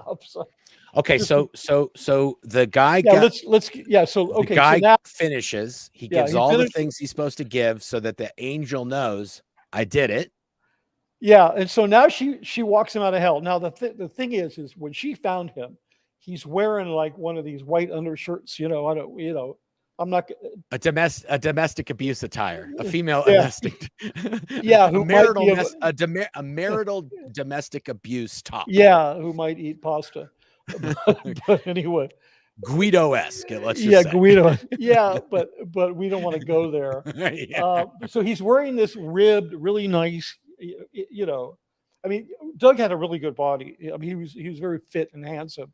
Yeah. And so he looked really good. And he had a good head of hair. He had a good head of hair. Oh, yeah. Can we just call it a muscle tee, Mark? Can we just settle on muscle? That's true. Muscle tee is perfectly appropriate description. Yeah, so we can actually, put our woke bona fides back on intact. We can leave here. So anyway, he was covered with soot. He had spots of soot all over his body, his jeans. Oh yeah, very dirty. We did a lot of very dirty. Was that stuff that the dust that we used to use in the set? Well, we used to get we used to, a couple of things. One thing, we would use to sanitize earth. It was We'd use that. Fuller's Yeah, Earth. yeah, Fuller's earth, which is Yes. actually dirt, which has been sanitized. Yeah. You can put it in your mouth. You can do whatever you need to do. You know, an actor goes face down in the dirt, and it's in his mouth. That's what it's going to be. So here's Doug Rouillet. He looks like a male model, is 6'1", very well muscled, very handsome, and he's wearing. Now you notice it because you see him walking. He's wearing really a nice pair of tight jeans and a muzzle tee, and he's all cleaned up. It's all white, like he just got tied it out. Oh yeah, his muscle tee is just like sparkly white, and you know, out of the package. So now he's jauntily walking out of hell with the angel, and they get to the devil, and he's like, whoa, what do we have here? Yeah, right. And he goes up to Doug. He does this with his thumb, and he tries to wipe, and he said he's sure it must be makeup because he must still have the stink of hell on him. Yes. And so he's like, he makes good on his promise or on his obligation that if she could save him, she could leave. And then he kind of, you know, the way that Hubbard described the devil, he didn't describe him as a bad guy. He described him as kind of irresponsible, but a guy that you wouldn't mind having a beer with. I mean, he didn't say it that way, but he actually described him like, so the guy played it. He wasn't like mean, you know, he wasn't like a mean devil. He was like a funny guy. He was kind of like a snarky devil. Yeah, like a snarky, funny devil. So he goes up and he finds out that it's not makeup. And so he's like, okay, be off with you. And then he sits down at his desk and he puts his feet up on his desk and his tail's behind him doing the thing. And he says, guards, oh, guards, no more Scientology auditors in here, please. So yes, I think that's the last line of the film. No, that's not. That's not the last line. That's the end of hell. Oh, that's the end of hell, and then we go to the wheat field. Oh yeah, no, this is really important because yeah. this is the reason why I brought up the ethics book. This is the reason why I brought up the policy against reporting. Yeah. This is the indoctrination. This is why you end up with drones like Julian Schwartz, who actually do these horrible illegal things, these cover-ups, and yet believe it's in the best interest of mankind. She walks with him out into a field of flowers. That's a whole nother story, you know, finding a field of flowers in January. No, in the desert in California. Well, no, we finally, eventually we found someplace. It's just beautiful field of flowers with a beautiful cloudy day and white puffy clouds and surrounded by mountains. And they're walking through this field of flowers and they stop and she looks at him and she says, so I guess I don't remember the line, but she says something about him reforming, right? So I guess, you know, you're ready to keep that promise or whatever. And he says, no. And this is the key line of the whole film. He says, I don't need to reform. I'm a new person. This is what Scientology, this is why they don't report people to the police, because they believe that Scientology alone has the ability to take a person that is so broken that they would recklessly do something to lead to their own sister's murder, or they would brutally assault another person after drugging them. And they honestly believe that person can be saved. The problem is it's such a lie that they then hysterically have to try to maintain the lie by making sure that the crimes never leak out. Yes. So then what they end up doing is they end up protecting criminals and then brutalizing the victims. Yeah. So blaming the victims. So that's why it's really like, this is such an important part of this conversation. It's not just that they have a policy that prevents people from reporting it. It's not the policy that prevents them. It's this belief that they've been indoctrinated into by Hubbard, as seen in these films. Totally. Like if the angel, if he confessed to her and then the angel went, oh my God, you were responsible for your sister's passing. I am going to have to report that your involvement in that. I mean, I forgive you and, you know, blah, blah, blah. But, you know, this is a matter for law enforcement. That's right. So if Scientology, and this is the key point of this and why for Scientologists, this is, they 100% know this to be true, because if you turned that person over to law enforcement, then they would be subject to psychological and psychiatric treatment which would Right. then imprison them for the rest of eternity. Yeah, it would And put them beyond the reach. and then Scientology wouldn't be able to Yeah. help them. So it's sort of like if you report another Scientologist to law enforcement, you are condemning them and all of their future eternity. Yeah, and Because you're making now signs. Yeah, sorry. they won't Go be ahead. able to be, once you've, this is a key point. Once you've been in the care of a psychiatrist or a psychologist, in many cases, you become what's called an illegal pre-clear. You cannot Right, get right, Scientology counseling if you've been to a psychiatrist or a psychologist, or if you've been prescribed psychiatric medicines or any right, sort of medication that is like a psychotropic right. treatment. You're not ever allowed to do anything in Scientology. You cannot join the C organization. You cannot be a staff member. You cannot get counseling in Scientology. It is one of the biggest things that is hurting also Scientology today, is that these some of these treatments, and also just drugs that don't have anything to do with the medical field, these are all illegal substances or illegal things in Scientology. So if you, it's not that they're ratting one of their members out, they're condemning their future eternity. Yeah, So it's, yeah. if It you has a look at lot. it, Yeah, exactly. if you look at it through that lens, it makes more sense that they're covering it right, up to right, them, but they right. don't consider that they're covering anything up. They consider that they're saving that person.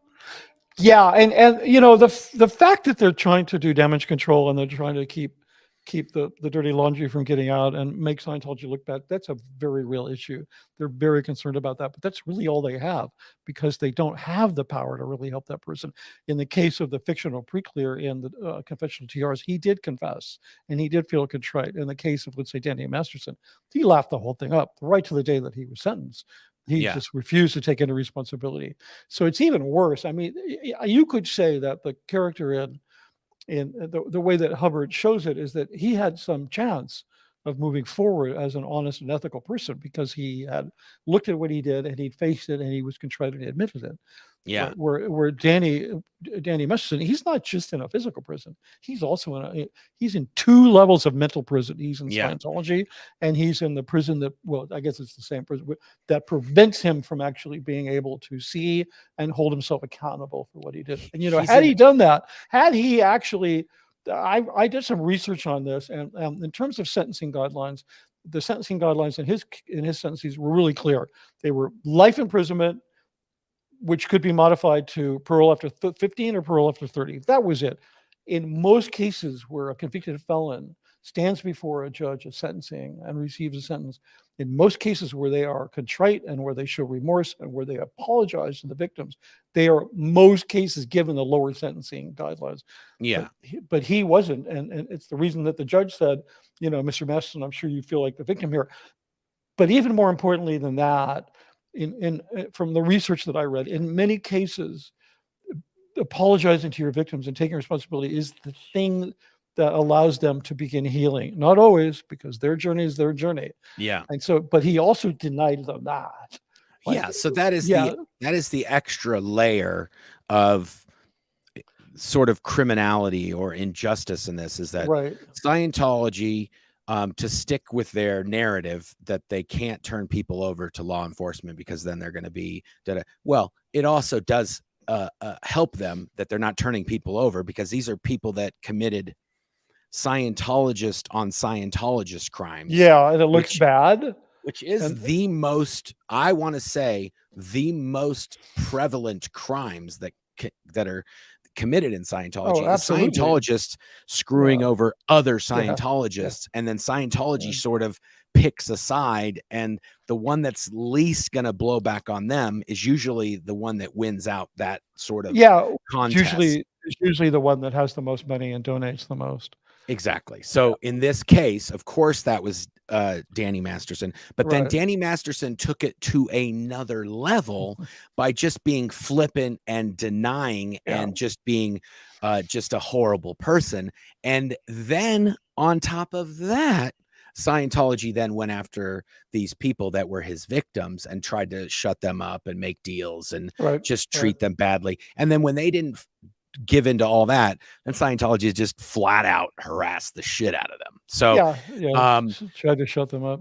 Unfortunately, in our example in this film, the person who was wronged is no longer with us in the film. So, and at the end of the film doesn't have Doug walking into a police station or courthouse. He just walks off into the sunset, and that's the end of the totally. film. No, totally. They part in the field, And that's he says, "Yeah, I don't need to reform. I'm a brand new person."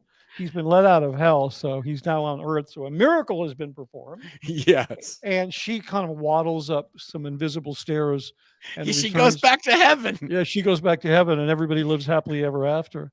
Yeah. So but this could be, I mean, I want to say this is the film that really in the basic of form explains why Scientology covers up and keeps these things secret. Yeah, how it's justified. Now, and they themselves, okay, now you have a document that I sent you. Uh-oh. Which one? Right? I sent you the one on TR14. I can send it to you. Oh, yes. Sorry. Let me put it up. No. I have it. I just got so excited. How do you want? Yeah. I don't blame you. This is actually like, Mark, think about it. This whole aspect has not been part of the conversation. Nobody's talking about their belief system that prevents them. Everybody talks about, oh no, they have this policy because they want to keep everything quiet. They want to cover it up. But it's a much bigger story than that. I mean, well, that's right.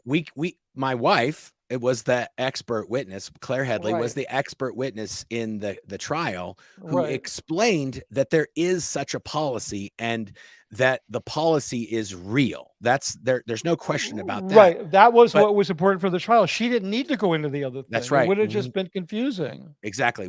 That's our job. That's right. We've just explained how that is the way. So I have, I'm just going to tell you what the document says. It says, COB re TR14. Is that the one you're talking about? Yeah. And the reason that I bring this up, so David Miscavige had gone down to Clearwater, down to the spiritual headquarters of FLAG, as it's called.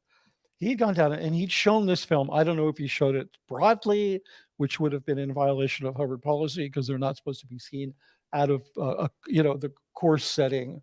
I don't know if he just showed it to technical people, but he showed the film. I'll tell you exactly. I was the one who showed it. You were? I was the one who showed it in Florida. You did the projection.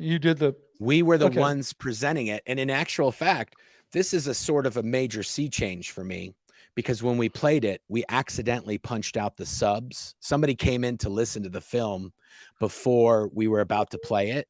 And in order to play it for that person on a set of headphones, we had to take out the subwoofers.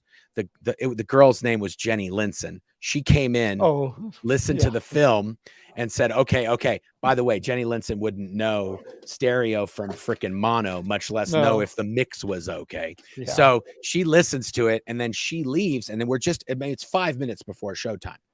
And so then when we played it, we forgot to punch the subs back in. So we played the film in its entirety without the subwoofers. We just played it with the regular. Oh, and that's just like half the soundtrack is the subwoofers. Unfortunately, yes. Unfortunately for me and the guy Justin that was with me, yes, we got sent back to gold in a body bag the next day. So but wait a minute. So he showed this at an event, right? No, he showed it. Who did he show it to? He showed it to the I want to say the technical crew, like the auditors and CSs, and the case supervisors and all the people that worked in the counseling divisions or departments of the Florida, the Clearwater, the big place they have down there called the FLB or the Flag Land Base. Do you want me to put it up and you can read it? Yeah, well, we don't need to read the whole thing. You can put it up. There's one part of it that I want. There's one part of it that I wanted to highlight. Okay, and I do want to say something. There are many arguments that David Miscavige and his lawyers have made that he doesn't have any interactions or any dealings with the day-to-day operations of Scientology. He's a big picture guy that just oversees the entire thing. that could not be more contrary to what David Miscavige does on a daily basis, to the fact that he's seeing the film shots that the film crew that work in the media division of Church of Scientology International, he sees exactly what they're doing every day and is approving those things. And he is micromanaging. He sees, correct me if I'm wrong, Mitch, he sees the costumes, the sets, the casting. He would see almost all of the parts No, of the film, everything, the mix, the music mix. No, and all of it had to be put into a proposal as to how it was going to be done. And that Yes. proposal would have to be approved as planning before it could move forward. We did get to a point by the end of the 90s, you'll remember this, where when he went off on the Lisa McPherson trial, where he was gone from Gold for months and months, where it became, wasn't really workable for him to be leveling that kind of micromanagement. And we had been getting a lot of films done. So he said, just send me finished films. Yeah. Like he would see an offline edit or whatever we called it at that time. What do we call the, well, for a film, it was Yeah. just, yeah, it was just the answer print. We called it. No. Well, it's just the edit. It's just maybe the just final the edit. I just got to let the dog out. No problem. We are, just so you guys know, we're gonna, as soon as we're done, probably with this document, showing this document from David Miscavige himself. We have a document from David Miscavige to Mitch Brisker, Director Gold, from July 13th, 1994. And we're going to, once we show that, we will go to questions. So if you've got questions or you've put anything in the chat you want us to talk about, we'll hit those up right after we show this document, unless Mitch has got anything else. Okay, I'm going to put this in here. Let's see if we got the... now, the part of it... You can read this whole. It says, "Dear Mitch, well, minutes before leaving town, I've just gotten to the bottom of my in basket, and I found your very nice note regarding TR14. Apparently, I had sent him a note.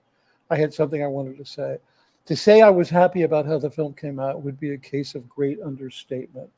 That was pretty much standard vernacular. I can't tell you how many times he said something he's saying is an understatement.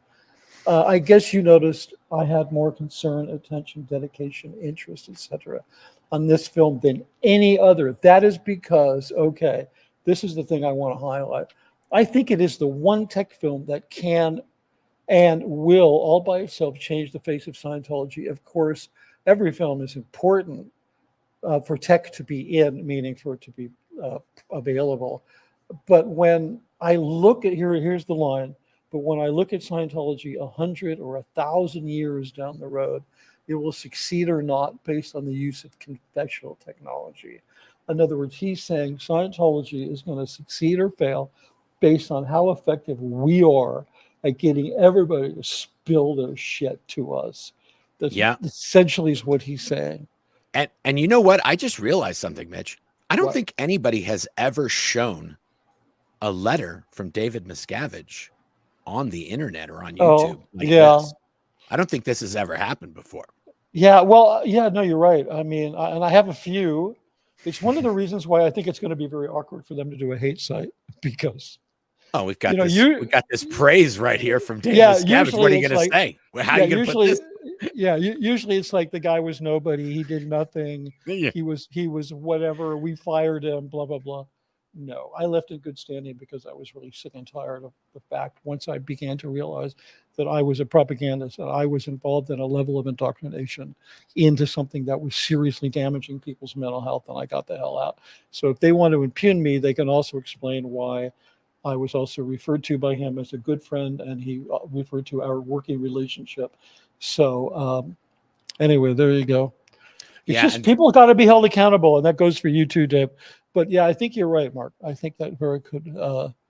And he does say, and this is to our credit, what particularly pleases me is that TR14 is a total technical experience with incredible data, extremely well demonstrated, yet at the same time is a full tilt artistic experience. That's us, dude. We did that. Yeah. Anyway, so whatever. I don't want to toot my own horn, but I really wanted to make this point that he's saying when he looks, 1,000 years ahead of Scientology succeeds, it'll be because of confessional technology, which means because we got everybody to come in and tell us their shit. It's just. I do want to highlight one of the last paragraphs, Sure. because L. Ron Hubbard dictated the final product of the cinematography division and the shoot crew unit was each film memorable in its own right. That was what that was the valuable final product that film had to be. Yeah, that was memorable. that was a first up on the whiteboard operating principle. Each film memorable and so right. That was a quote in my office with L. Ron Hubbard dressed up in a cowboy costume, sitting on an old dolly. I was just going to say he's on the moviola with that dumb hat and that dumb shirt. Yeah. And he's leaning there, and it's like, each film memorable in its own right. L. Yeah. Ron Hubbard. God, I wanted to freaking throw a brick at that thing so many times. Anyway, and also I just want to note at the end, it says, "Much love, Dave," which he always even if he said, "Mitch, you're the biggest piece of junk, and I'm never going to see you again." Hold on. No, this is a really good point, Mark. I want to chime in on this. Okay. Yeah. I want to chime in on this. There is a hierarchical. I was looking for actually a context to explain this, and thank you for giving it. Yes. Okay, so there's this hierarchical. One of those are called salutations at the end, right? Isn't that what that's called? Mm-hmm. Okay, so there was a hierarchical coded salutations, and they go like this. Much love means thank you very much. It means what it means. I really appreciate what you did. Love means, okay, this is kind of standard, normal, usual. Okay. And if he said over to you. Oh, yes. That meant he was pissed off. He was annoyed. And you got some shit to do. Yeah. But at least he's saying it's this, and over to you. And they're not going to come and take you away because they're like, please don't fuck this up because it's over to you. Okay. Yes. Then if he just signed it Dave. Yeah, you were in for it. Yeah, just put your hands out, get ready for the cuffs. I had one, Mitch, that said Dave. No, it just said it was to somebody else. The dispatch, the communication. It said, if Mark's not working on this, I wonder what he is doing. Oh, and it was just open-ended. That's like, go find out. I think you can verify this, Mark. I think you can verify this for me. When you received a communication from Miscavige, the first thing you looked at were the CCs. Oh yes, absolutely. Okay, because you wanted to see if like ethics was CC'd. Yes, and that was the one that I'm talking about was written to ethics. It wasn't even, they weren't CC'd. You were CC'd. I was CC'd on the one to them. So I was just like, but when you got one to you, like I literally got my copy, and the people from the ethics department showed up seconds after I received it. Like they'd already gotten their copy. Oh yeah. And so by the time I got my copy, there was like a train, train of people coming in like, oh, hey, we just got the com. Are you ready to go off and get some sec checking? Oh yeah. Like you'll notice this note to me no on tier 14. No CCs. That's a big deal. That's a huge deal. That's a huge deal. It's also, but the second thing you'd look at the CCs, and then you look at the salutation. Love Dave. Over, you look at that and you go, okay. If you got one and it was long, you're probably in trouble. He's got a lot to say about how bad you are, and the good ones were almost always short. Yeah, this is true. Except sometimes he'd spend a considerable amount of time laying out planning in an answer. Yeah, that's true. But that was sort of irrelevant. But if you and I also want to say that there was a sort of a status thing with these as well. If you were getting communications from Dave, good or bad, you kind of people had to kind of prop you up to be able to communicate back and forth. Yeah. If you were getting one direct from him and no one was CC'd, that was sort of like the holy grail of documents, because he doesn't care about what everybody else thinks. He just wants you to know this is what he thinks, and he doesn't care about the other people. There's no CCs. It's just you and me. Yeah. Forget all those other guys. That's real power. So you look at the CCs, you look at the salutation, and then you're like, okay, I'll read it now. So yeah. Okay, I think we're good with that. Yeah, okay. I do too. I think we've wow, this was a great one. I really I like this episode. I don't know what you guys are feeling, but I think this is we're breaking major ground here. We talked about a film, which there's not a lot of talking about them because nobody, until Mitch showed up, I couldn't really talk about these because nobody there hasn't really been another person that's left that was there for the entire time period that I was there and that we were making these films. Yeah, so, and if I did it on my own, people wouldn't believe me. Well, and also, I just think of course, when Mitch came out, we talked about this, and we've been talking for months that we will eventually get up to doing this. And so I really do think you're going to get a lot of backstory. You're going to get a lot of context and a lot of information that there's not really any other convention for us to get this to you. We can't just sit down and talk and then talk about these things. If we talk about the film and explain the film, it sort of answers these other questions, like, why does Scientology cover up the crimes that their members commit? Yeah, and because we answer that. Yeah, there's actually like lines from these films to very core beliefs in Scientology that help to explain the mindset, and it's that aren't covered necessarily anywhere in their policies. Or that's right, because the films, they're not, these Scientology films, they're not just like a value added to courses. They're considered, I hate the word scriptures, but once they began to use the word scriptures, they're considered core scriptures in Scientology. There's information in these films that doesn't actually exist in a written form. That's exactly right, because you can't show like in a film, in a document. So the document, L. Ron Hubbard is explaining it, but now we are showing what he's talking about. There's even some things that he could have explained in writing and that he didn't. There is one minor little thing.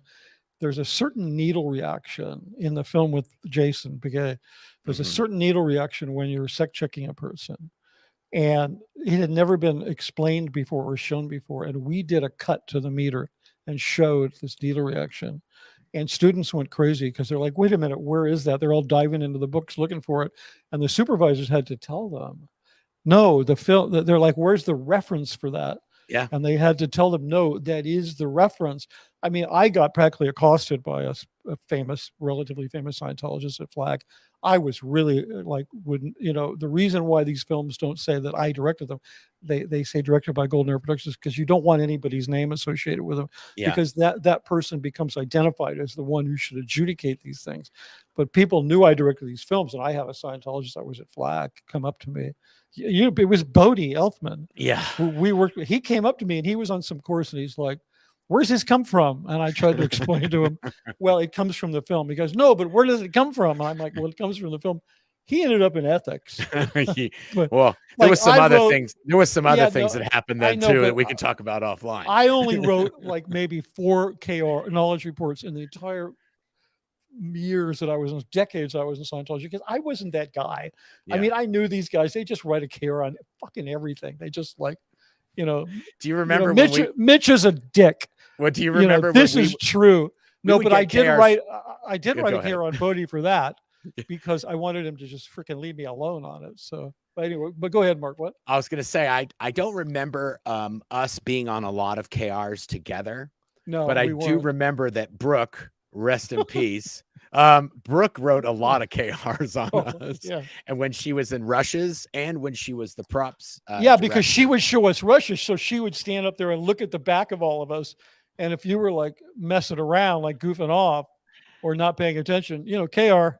Or if there was just a shot that was blown, she would write a KR on us and say, we violated this, we violated that, we violated this. Knowledge report, Mitch Brisker, Mark Headley, chief cameraman. That's right. We would get the rushes KRs. That's right. We would get KRs from our shots being shown by this person who's the projectionist. It was like it was the most frustrating thing in the world, that you're like, your job is to show the film. You don't shut up and show the films. Yeah, you don't need to be like tagging on to the the knowledge reports brigade. That's everybody does that at Gold. It curries favor with the ethics people if you're one of and then they rewarded her by making her my script supervisor.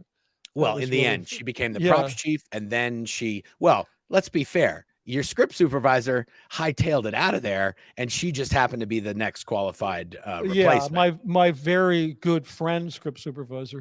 Who was amazing, and also not writing a lot of KRs. No, I can remember. I mean, I spoke with her a couple not long ago, and she was great. Great to talk with her. She's terrific. But Brooke, she was there on the Don't Be Dumb, Give Me Some. she was on that shoot. She was. Yeah, and as a matter of fact, I had this director's viewfinder that I bought from my first directing job when I graduated from college, and it was a prized possession.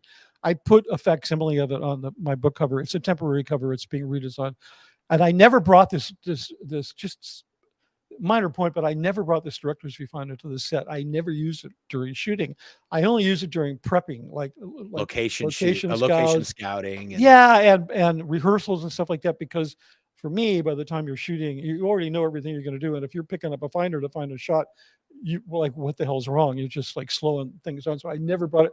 For some reason, that night we went to Dorsey High and we met that great kid who gave us. I will tell the story after this. It's because we're never going to tell it. We were shooting. I think we were shooting a video for that, right? We weren't. No, it was a Dianetics film that we were doing. Yeah, it was one of the films that ended up in Div 6 about Dianetics. Yes, but so Brooke thought she was doing me a favor, and she brought my director's finder, and then later she said it got stolen. I brought it, and I'm like, oh man, this was like the first paycheck I got after I graduated from middle school. I went out and bought the director's finder. And for those of you who don't know what it's basically a lens that you can adjust, and you can simulate a camera lens and the framing. Different lenses, different frames. Yeah.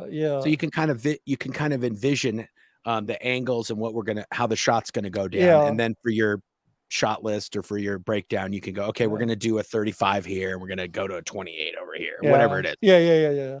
But eventually my eyeball turned into a director's finder. Eventually, when you do this shit long enough, it's just stupid. And you're going to change it when we get there. You're going to be like, let's throw the 35. It might look better. It's sort of like, whatever. Okay, tell the Dorsey story. And then, so we were at it's a famous school that is used for locations. Yeah, no, the basketball court is very famous. Dorsey is predominantly black school. It's down in South Central LA, and it's a very famous athletic school. There's been NBA people, football people. I don't know the names, but it's probably one of the best high school athletic programs, especially for basketball.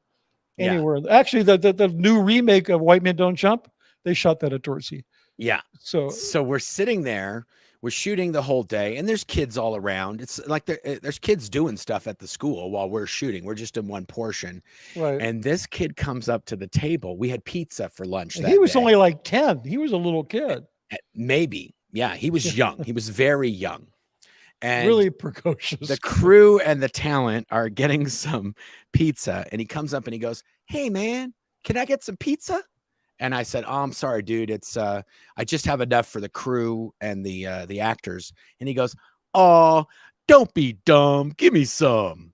And we laughed so hard when he said that. We ended up giving him pizza. Okay, the kid ate with all of us, and then from then on, if you wanted something from somebody and they denied your request, you would say, "Hey, don't be dumb. Give me some." And so now, even to this day, my kids have heard this out of my mouth probably 10,000 times. But I have a trio now. So I say, if I'm asking for something and there's a little bit of hesitation, I say, "Living is giving. Sharing is caring. Don't be dumb. Give me some." And that's my routine that I say. But don't be really dumb. Give me some. And we gave him pizza, Mark. We gave him pizza. We fed him. Yeah, we fed him. We were like, no, we will go a little hungry to repay you for that wonderful moment. Yeah, some unfunny member of this crew ain't getting pizza. You're getting some. Exactly. Yeah, we're giving Brooke's you some. not going to get pizza. Yeah, Brooke's not getting Brooke's pizza. We gave you Brooke's slice. Yeah. So speaking of, I was talking before about the when you go from director's finder, which is a $1,200 piece of glass, to this. Yeah. Because you basically figured out what you're doing. So I used to do this thing. I'm going to reveal it now for the first time. The one thing you don't want to do when you're directing film is you never want to hesitate. You never want to say, okay, let me see, what are we going to do next? Because a crew will generally eat you alive. The crews I'd worked with before Gold, they'll generally just, polish their lights or whatever. But at Gold, they'll eat you alive. Everybody will immediately jump in and say, well, why don't we do this? Why don't we do this? Because everybody's all had the same training in filmmaking, whether they're a props person or a lighting technician, they've all had the same training. So if you're like, let me see, what should we do next? You never want to think out loud. It's literally a huge mistake because you're getting eaten alive. So every once in a while, because things are unpredictable, and strategy, is a moving target, you get into a situation where you need to stop and think. and to keep, and this would happen mostly on locations because that's where you have the most random stuff, right? Unpredictable stuff. So what I would always do is somebody would always come to me and say, and they never knew this, I'm revealing it now. They'd say, do you want us to bring the dolly? Are you planning on using the dolly? Because the worst thing in the world, I'm sorry, the crane. The worst thing in the world is we get to a location, I'm like, we don't have the crane. Why don't we have the crane? I need the crane. So I would have them always bring the crane. And then if I got stuck and I didn't know what to do, rather than saying, give me a minute to think about it, I'd say, hey, could you guys put the crane up? And it would take 20 minutes to set up, and then I'd figure it out. And then most often you'd probably say, at the end of it, I'd say, well, never mind, I don't need it. They didn't care. They were just relieved that we could go on to the next thing. So you do find these tricks. Sometimes we'd this is amazing, and I love this. Sometimes we'd set up the crane, and Mitch would put the camera, he'd say, okay, put the camera up there and let's put this lens on. And then we'd frame up the shot and he'd say, just leave it right there. Like, don't do the move. Don't use just use the, so the crane would essentially just be a 20-minute tripod setup. Yeah, so exactly. we would frame up the shot and he'd be like, I love it right like that. And then we'd say, and then the camera guy or whoever it was would say, this is the move I get. Because like, I think I just like it static. Let's just leave it locked off right lock there it off. at one spot. And I would, and sometimes I'd be like, just fucking set up a 20-minute fucking tripod. I could have done that in fucking 2 minutes, Mitch. Yeah. But yeah, so yeah, do you remember we were doing the Auditor's Code? We had our good friend Chris Smith, who was an actor. He's also a writer. He's also Christopher Smith. Christopher Smith. He's a writer. He's a actor, and he's an official member of the Squirrel Busters. I was going to say he's also one of these ambush agents that did Marty and Mike, and he would just show up at the airport with a camera and a bunch of other people. Yeah, he would go along with them. I have a couple of experiences with that. We'll somehow figure a way to get into those. But my point is, Chris he's a rather large, rotund person, so he was playing a monk. We were doing a scene in, what was this? History of the E-meter, right? And it was a scene about mystical, covering the history of the E-meter also includes these mystical divining rods and devices. And there was this really funny scene where these two monks, it wasn't intended to be funny, they were supposed to come in, and one of them says, gaze upon the bone of the martyr, right? So they spent 2 hours in makeup getting bald caps and these little friar haircut, right? Yeah. And they had their robes on with their hoods, right? And then 2 hours, we were waiting for them. We were like, where are these guys, right? So they came out, and we set the shot up, and I looked at it, and I said, could you guys put your hoods up? And they put their hoods up, and now their faces were in shadow, and it looked really dramatic. And I said, okay, we're ready to go. They never needed any of that makeup. And they were so mad at me. And I said, well, you didn't tell me that's what you were doing. You just said they weren't ready. Yeah. So anyway, we'd have these crazy little things like that happen. Yeah, after a while, I just became numb to it. I was just sort of like, it's going to change. Everything's not going to go exactly the way we planned, and you just got to deal with it. And who cares? Because if we didn't make our quota at the end of the day, that's on you. You're running the show. Exactly. So that's why I'm like, it's all on me at the end of the day. And no one in makeup, or no one's they're gonna get in trouble for taking an hour extra on makeup or whatever. But at the end of the day, good old shoot crew chief's gonna get the fire. They're still gonna walk away with their skin. You're gonna lose a layer at least. Yeah, absolutely. So yeah, I guess we should get to the questions, eh? Yep, I'm ready to go.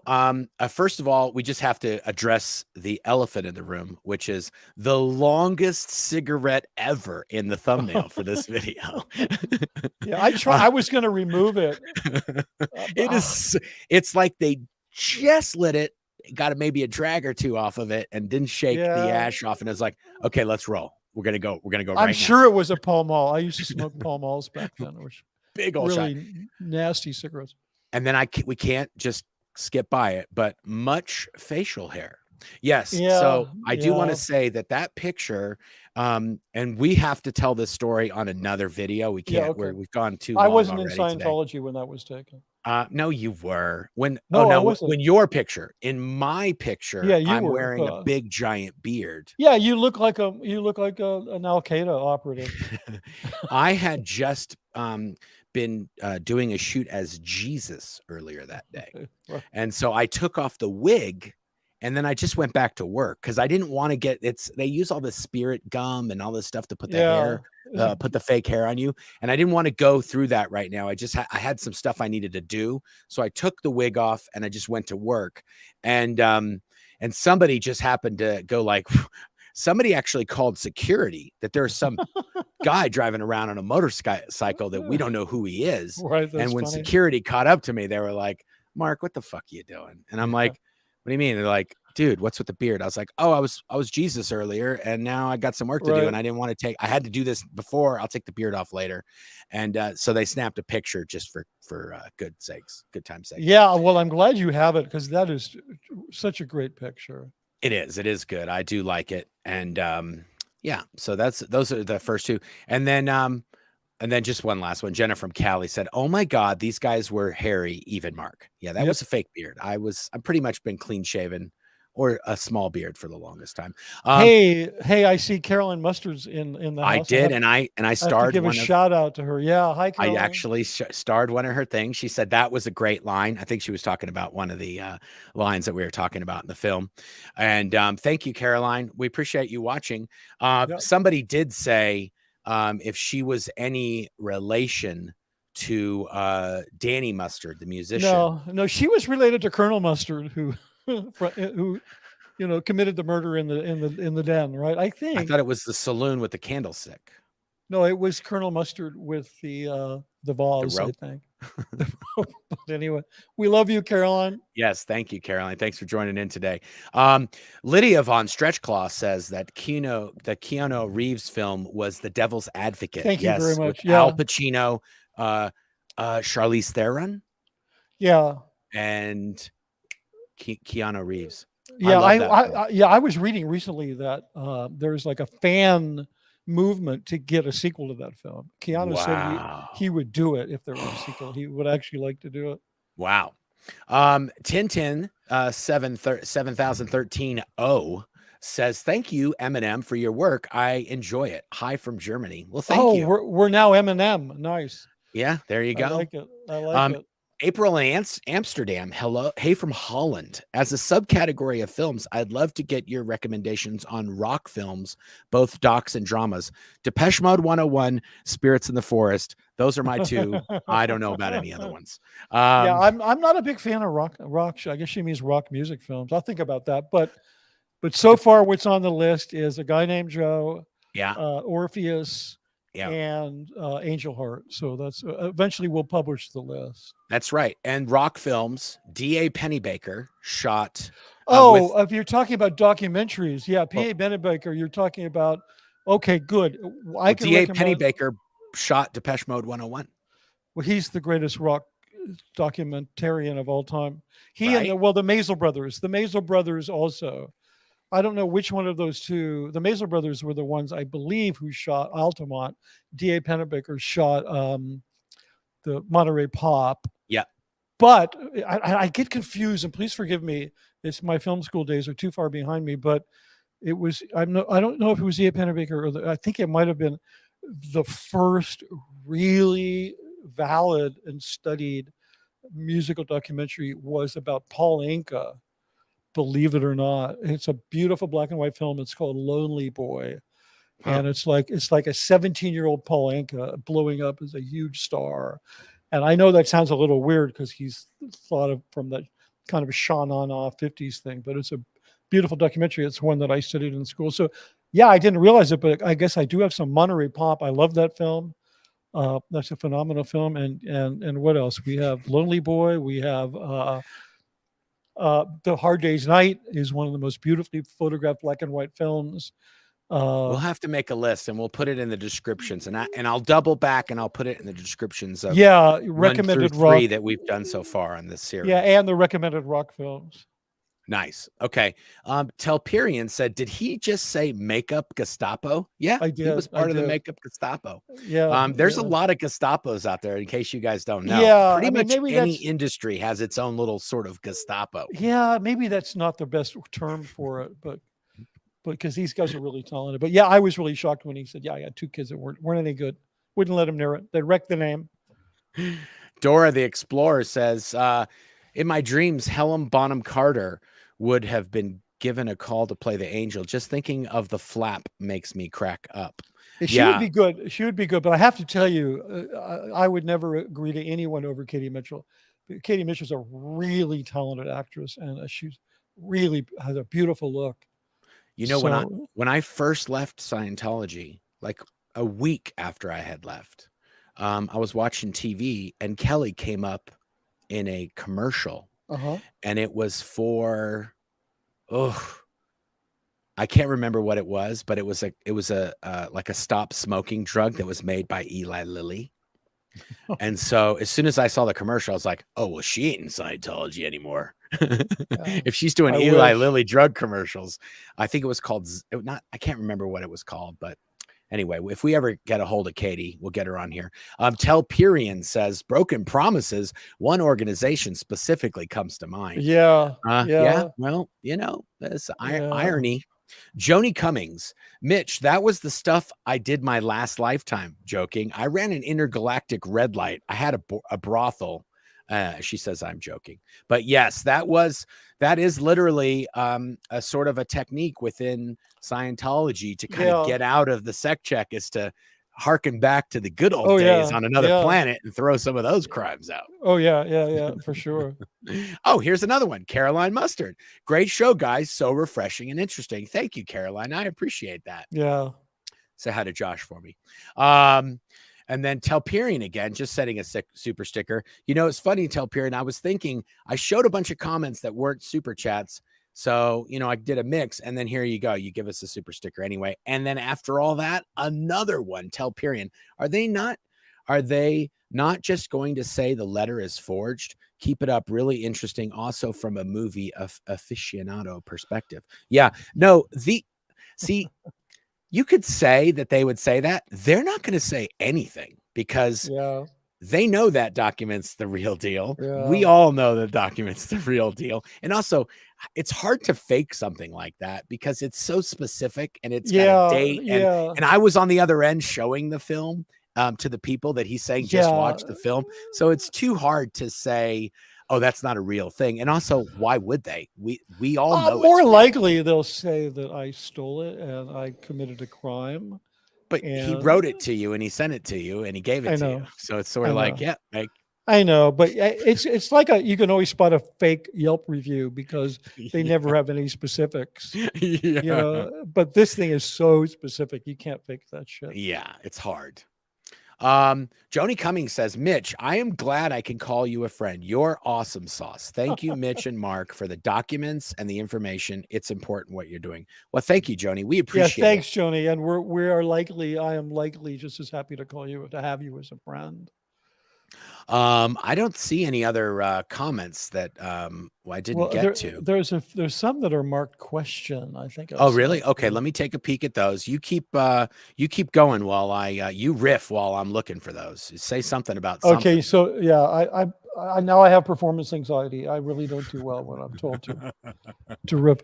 But yeah, so that's pretty much the deal. So yeah, this is actually, we've taken this on as important work. I mean, it's one thing to just kind of relay anecdotes because they're a lot of fun, and I've gotten some great comments, as Mark has as well.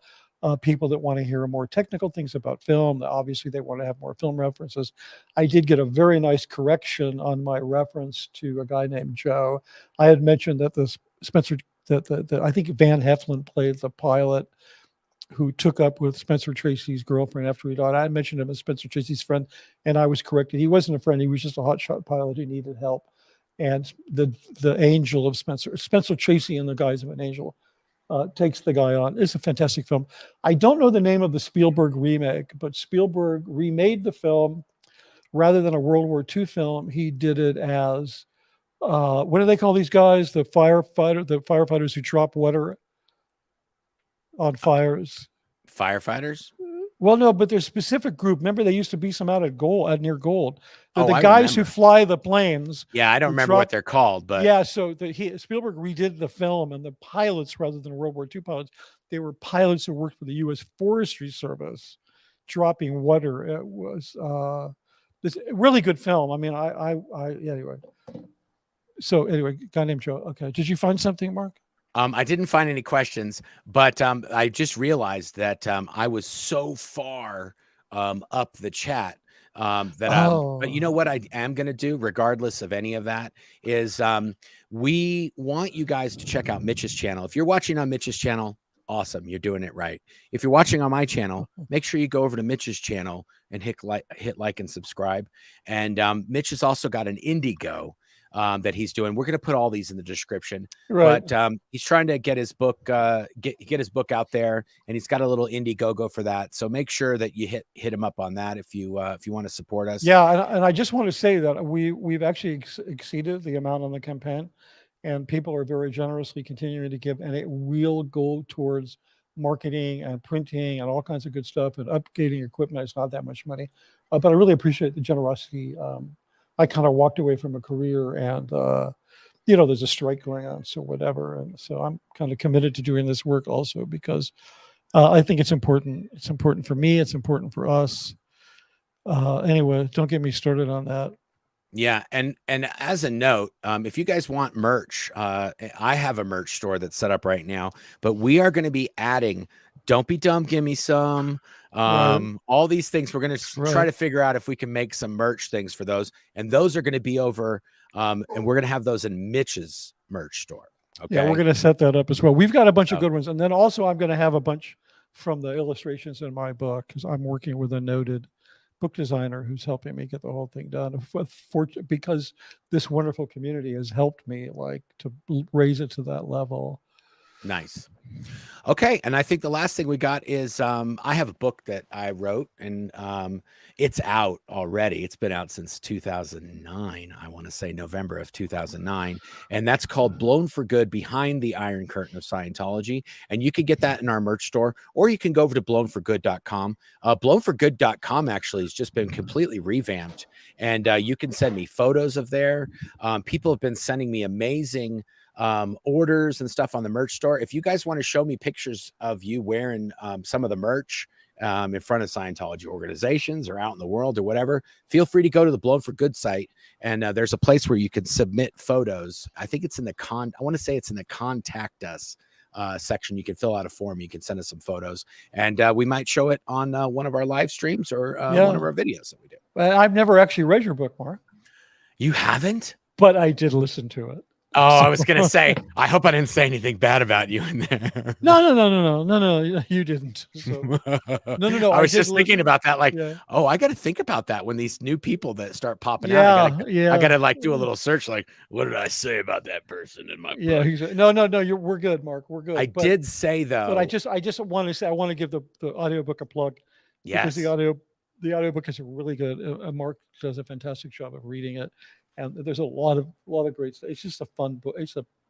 I actually I enjoyed it a lot. I think I do some character voices in there too when I'm reading other people's dialogue. Yeah, it's good. Switch over to, what's Mark? What's wrong with Mark? Yeah. Or whatever. Yeah, have you? Did anybody ever contact you about reading books on audiobooks? Because they're always looking. I'm surprised because when I listened to it, I thought, oh, somebody's going to call them up and say, "Would you read my book?" Oh, no, I didn't even think that was a thing. It's a huge thing. Jason Begay. Well, that's true. He did a lot of voiceover work. Yeah, but because we got him doing it, we were like, your voice is okay. I told Jason, you got an amazing voice. You should be doing voiceover work. He calls me up one day and he plays an ad he plays it into my phone. Tequila. Remember he did this ad for this ridiculous tequila drink, and it was he actually did for I want to say for a few years. He was doing a lot of voice. That was kind of what he was doing was voice. I remember setting up a studio for him in Malibu so he could just do voiceover. Yeah, because this happened to a few people where we pushed them into career. You know who else does a lot of voiceover work? Kelly Daniels. Oh yeah, she does. She's a fantastic. She does a lot. Every once in a while, I'll be listening to the radio or something, and I'll be like, "Hey, Kelly, how's it going?" Yeah. I'll hear the ad, and I'll be like, "That's Kelly." I know. She started a shoe company. I can't. She actually. Oh yeah, she's on Instagram. She's actually blowing up. She does Kelly Daniels. Yeah, they're boots. She does like these really fashionable boots. Wow. You might be able to find it on Instagram. I was really happy that it's like something that's completely disconnected from the whole Scientology universe. Yeah.